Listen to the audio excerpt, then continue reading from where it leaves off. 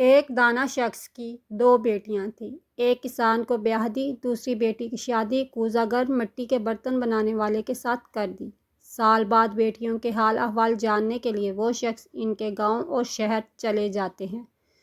جو بیٹی کسان کو بیاہ دی ہے وہ خوش دلی سے باپ کا والہانہ استقبال کرتی ہے، خیر خیریت اور کسب معاش سے متعلق پوچھنے پر بتاتی ہے کہ ادھار بیج خرید کر کھیت کھلیان آباد کیے ہیں، اب بارش کا انتظار ہے، بارش ہوئی تو سمجھے رحمت ورنہ زحمت اور مصیبت۔ وہاں سے رخصت ہو کر کمہار کی بیوی کے پاس پہنچتے ہیں۔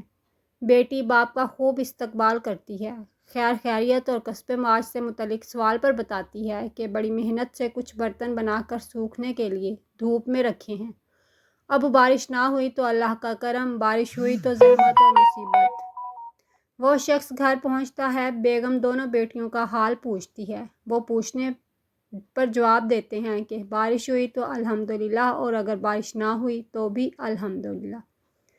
سبق اور عبرت: جو چیز آپ کے لیے مناسب ہو ضروری نہیں وہ دوسرے کے لیے بھی مناسب ہو، اور جو چیز آپ کے لیے مناسب نہیں وہ دوسرے کے لیے بھی نامناسب ہو یہ لازمی نہیں۔